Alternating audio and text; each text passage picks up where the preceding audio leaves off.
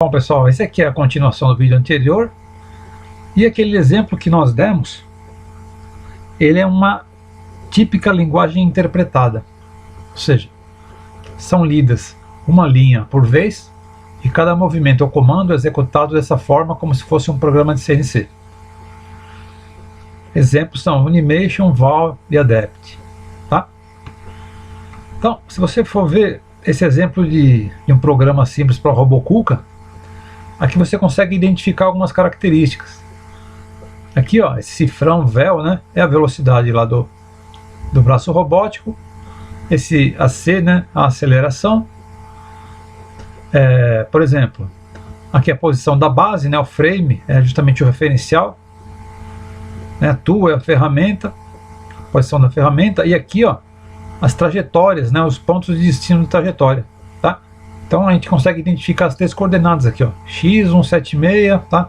y100, z menos 727.500, tá? Tem outras informações aqui também. Esses ângulos aqui, ó, não são ângulos da articulação, eles são ângulos da garra. O pessoal decidiu colocar também. Além da linguagem interpretada, nós temos também as linguagens compiladas. Eles necessitam de um compilador para sua execução, tal como acontece nos programas na linguagem C++. Então o programa é compilado e é traduzido em linguagem de máquina, que nós vimos lá na aula anterior. Isso aqui geralmente o pessoal movimenta servos, motores de passo, pinças, etc. E a questão dos simuladores, gente? Do mesmo tempo, como visto no simulador Sinomeric, na aula de CNC, a maioria das empresas fabricantes de robôs disponibilizam um simulador robótico que permite a programação do robô sem que haja necessidade do robô físico. Isso é muito bom, né? Porque evita que haja desperdício de tempo na produção, já que a programação pode ser feita offline. Offline quer dizer, você não tem que parar a fábrica para programar o seu robô. Os softwares de simulação são fornecidos quando a empresa adquire o robô e simulam ambientes completos, com esteiras, dispositivos, alimentadores e todo tipo de equipamento auxiliar, que pode ser incluído no ambiente, evitando colisões e permitindo o estudo da melhor forma de segurar e localizar objetos manipulados. Agora, uma coisa importante: infelizmente os softwares de simulação são em geral bastante caros, né? Quando a gente começou o curso de robótica, eu consultei várias empresas e ninguém se dispôs a fornecer o software gratuitamente.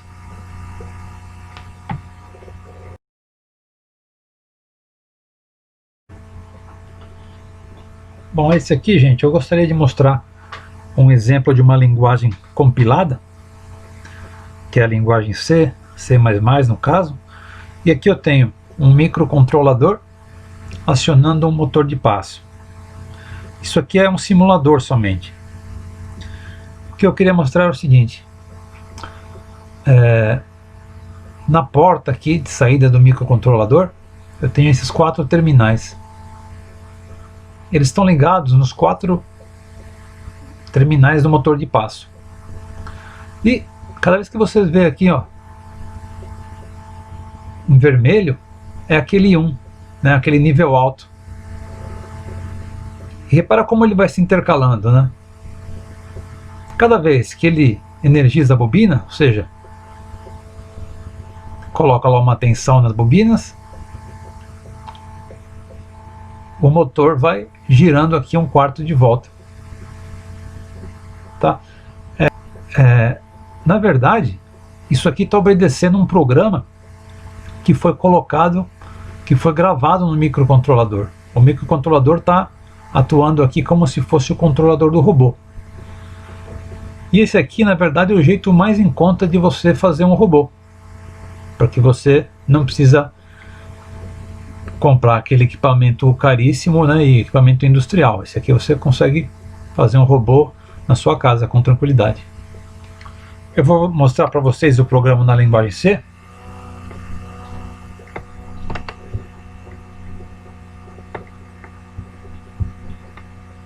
Mostrar aqui o código fonte.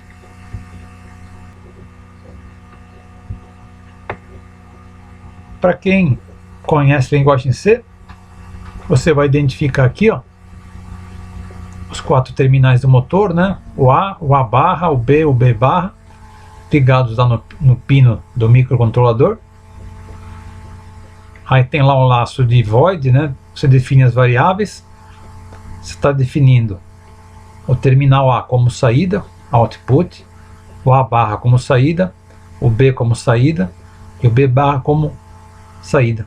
Ou seja, são justamente os 4 pinos do microcontrolador que estão ligados nos fios do motor de passo. E aqui embaixo, a parte que fica sempre em loop, onde nós conseguimos identificar os 4 passos.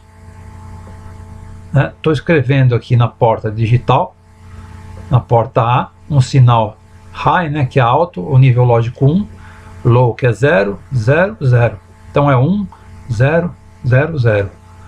Aí depois, delay, 1000 milissegundos, né? Ele para durante 1000 milissegundos, recomeça novamente, só que agora com a nova energização das bobinas. Então, low é 0, 0, aí 1, 0. Espera mais 1000 segundos, mais 1000 milissegundos e nova configuração dos pinos. Né? Low, 0, aí 1, 0, 0. Tá? E o próximo passo, né, espera mais 1000 milissegundos, low, low, 0, 0, low, high.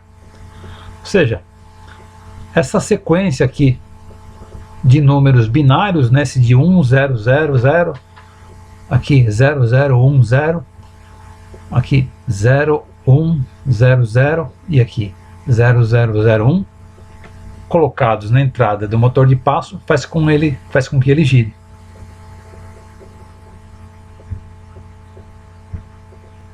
Vou ligar novamente.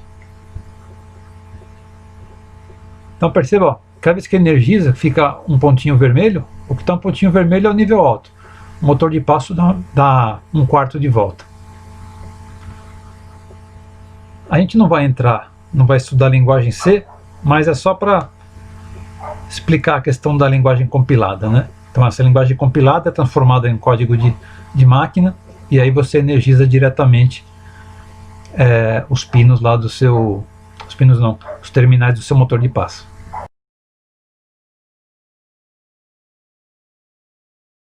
Isso aqui é um exemplo clássico do modo de programação em configuração física. Por quê? Porque, na verdade, eu tenho aqui um atuador e não tem um programa. O que define o retorno do atuador é uma configuração física de um limite de curso aqui, ó. Você percebe aqui nesse exemplo que não existe uma programação, não tem um programa rodando. A programação é a própria configuração física. Tem um interruptor aqui, ó, quando essa peça atinge o final de curso, ele abre aqui um interruptor e inverte o giro do motor. Ao inverter o giro do motor, ele leva para o outro lado. Quando atinge esse final de curso, repete o mesmo fenômeno e ele fica nesse loop infinito.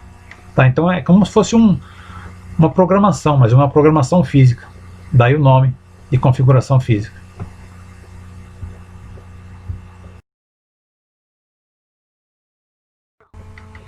Esse outro modo de programação é o ensino com teach pendant.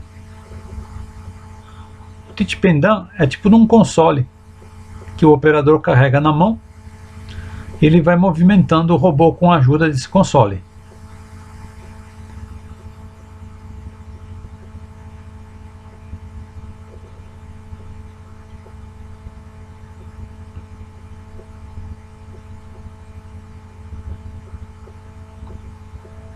Com a ajuda do console, ele leva o robô, o atuador final do robô, para cada ponto que ele deseja que o robô atinja. Faz a operação e vai gravando essas trajetórias. Então grava o primeiro ponto, depois grava o segundo ponto, terceiro ponto e assim por diante. Todos esses pontos ficam gravados. Com isso ele gera um programa. A gravação dos pontos é feita em velocidade lenta. Uma vez o programa estando pronto, ele manda executar em velocidade normal de trabalho. A desvantagem desse método de trabalho é que ele ocupa a linha de montagem enquanto ele está treinando o robô.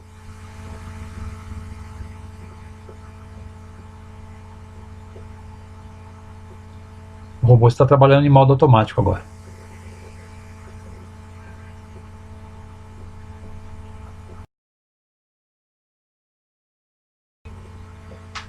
Esse é o modo de acompanhamento contínuo. Nesse caso, o operador conduz a ferramenta do robô por um manípulo e, ao mesmo tempo que ele conduz pela trajetória, o robô vai gravando esses trechos. Quando terminar de executar, ele simplesmente manda o robô repetir aquilo que ele gravou. E aí o robô faz a operação automaticamente sem auxílio do operador.